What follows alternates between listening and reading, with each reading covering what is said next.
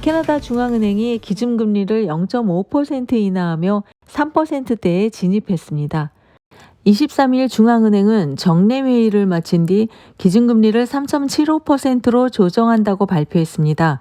이에 따라 은행권 기준금리는 4%, 예금 기준금리도 3.75%로 변경되었습니다. 연방중앙은행은 물가 상승률 보고서에서 향후 2년간 캐나다 및 세계 경제가 연간 3% 성장할 것이라며 미국의 성장세는 이전보다 더 클 것이라고 전했습니다. 캐나다는 올 하반기 0.75% 경제 성장을 이룰 것으로 예상하며 1.6% 낮아진 물가 상승률이 이번 금리 인하의 주요 요인이라고 덧붙였습니다. 중앙은행은 올 연말까지 추가 금리 인하 가능성도 내비쳤습니다. 앞으로도 물가 상승률을 목표치인 1에서 3% 사이로 유지하기 위해 노력할 것이라며 물가 상승률과 경제 변화가 예측 범위 내에 머무를 경우 추가 금리 인상을 고려할 것이라고 강조했습니다. 지난 20일 저녁 토론토에서 일렉트릭 자전거와 차량문 충돌 사고가 발생했습니다. 이날 저녁 9시 30분경 캐비지타운 근처에서 주차된 차량의 문이 갑자기 열리며 지나가던 자전거와 충돌해 자전거 운전자가 병원으로 이송됐습니다. 이번 사고는 차 문 열림 사고의 위험성을 다시 한번 상기시켜주고 있습니다. 최근 토론토에서는 음식 배달업체의 증가로 일렉트릭 자전거 이용자가 늘어나고 있습니다. 그래서 운전자들이 문을 열 때 더욱 주의해야 한다는 목소리가 커지고 있습니다. 온타리오주 교통법에 따르면 차량 문을 열 때는 다른 도로 이용자의 안전을 보장해야 합니다. 이를 위반하면 최대 $365의 벌금이 부과될 수 있으며 사고가 심각한 경우 처벌이 강화됩니다. 운전자는 문을 열 때 오른손으로 열고 뒤를 살피는 습관을 가지는 것이 중요합니다. 토론토시와 온타리오주는 이러한 사고를 줄이기 위해 도로 안전 캠페인과 교육 프로그램을 강화하고 있습니다. 구독과 좋아요는 뉴스에 도움이 됩니다. 여러분의 의견을 댓글에 남겨주세요. 최근 미국에서 중국 에코백스사의 로봇 청소기 디봇 X2가 해킹을 당해 사용자들에게 큰 충격을 주고 있습니다. 미네소타주에서 변호사 다니엘 스윈스 씨는 로봇 청소기에서 욕설과 인종차별적 발언이 반복적으로 나오고 고장난 라디오 소리가 들리는 등 오작동을 경험했습니다.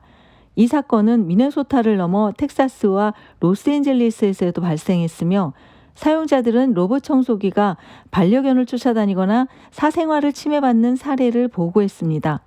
뉴욕포스트에 따르면 해커의 신원은 밝혀지지 않았고 얼마나 많은 제품이 해킹당했는지도 확인되지 않았습니다.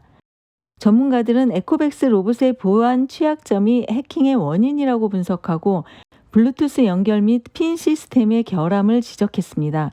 또한 IT 매체 테크크런치는 올해 초 에코백스 제품이 해킹에 취약하다는 연구를 발표하며 경고한 바 있습니다. 그러나 당시 에코백스는 보안 취약점에 대한 개선 조치를 취하지 않았습니다.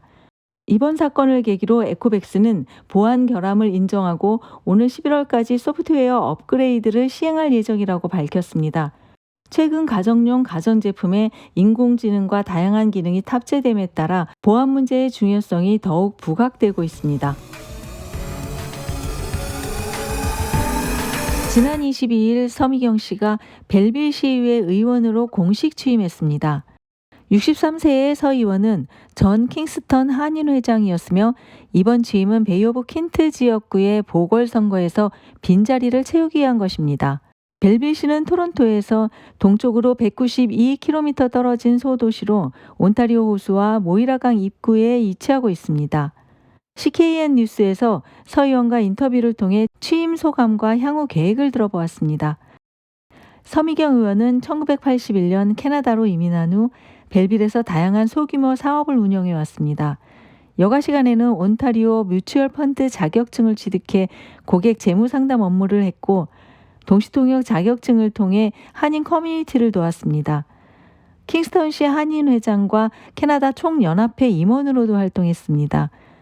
서 의원은 로타리 클럽에서 회원으로 봉사하던 중 지역 주민들의 권유로 시의원에 출마할 결심을 하게 되었다고 합니다.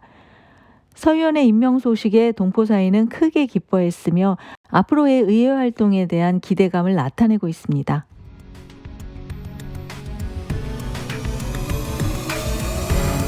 지난 22일 디즈니 플러스는 캐나다 내 구독 요금을 인상한다고 발표했습니다. 인상된 요금은 구독갱신 시 자동으로 적용됩니다. 표준 요금제는 월 11.99달러에서 12.99달러로 1달러 인상되며 연간 구독 요금은 119.99달러에서 129.99달러로 10달러 오릅니다. 프리미엄 플랜 역시 월 1달러, 연 10달러가 인상됩니다. 반면 광고 포함 요금제는 기존 요금인 7.99달러를 유지합니다. 또한 디즈니 플러스는 계정 공유를 금지하며 타인과 계정을 공유할 경우 표준 요금제 기준 6.99달러, 프리미엄 요금제 기준 7.99달러를 추가로 부과합니다.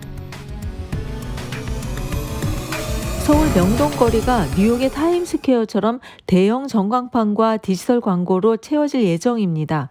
지난 23일 서울중구청은 명동 일대를 5개 광고물 자유 표시 구역으로 지정하고 이를 명동스퀘어로 명명했습니다. 이 지역은 광고물 규제를 완화하여 자유롭게 설치할 수 있는 공간입니다.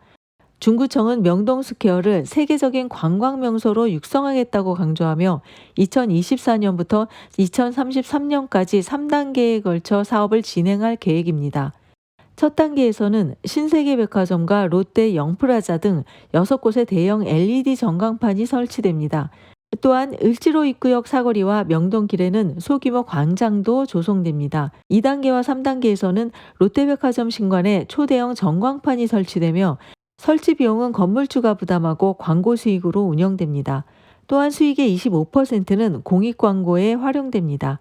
김길성 중구청장은 명동스퀘어가 조성되면 연 500억 원의 수익이 발생할 것으로 예상된다고 말했습니다. 11월 1일에는 전광판 점등식과 기념행사가, 12월 31일에는 연말 카운트 행사와 K-팝 공연이 예정되어 있습니다. 온타리오주 대학들이 유학생 급감으로 비상이 걸렸습니다. 캐나다 정부의 유학비자 강화 정책으로 세계 대학에서 수천 명의 유학생들이 가을 학기 접수를 하지 못하고 있습니다. 일부 학교 관계자들은 유학생 수의 감소가 연방정부의 정책 때문이라고 지적하고 있습니다. 세인트 로렌스 대학의 글렌 볼레브레트 총재는 올가을 신입 해외 유학생이 1,600명에 이를 것으로 기대했으나 실제 등록한 학생은 775명에 불과했다고 전했습니다. 그는 학생들이 유학비자를 제때 받지 못해 3분의 1이 입학을 연기하거나 취소했다고 강조했습니다. 캐나다 정부는 올해부터 해외 유학생 비자 발급을 제한하며 지난달에는 추가로 10% 감소했습니다. 이에 따라 앞으로 몇 년 동안은 30만 명의 학생들이 비자를 받지 못할 전망입니다.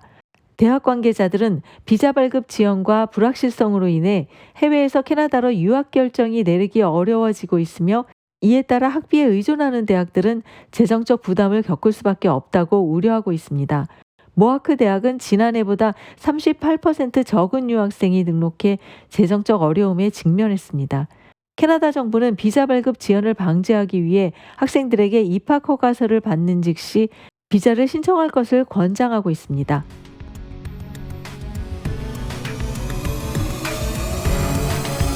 지금까지 CKN 캐나다 코리안 뉴스였습니다.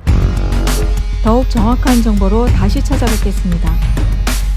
구독과 좋아요는 뉴스에 도움이 됩니다.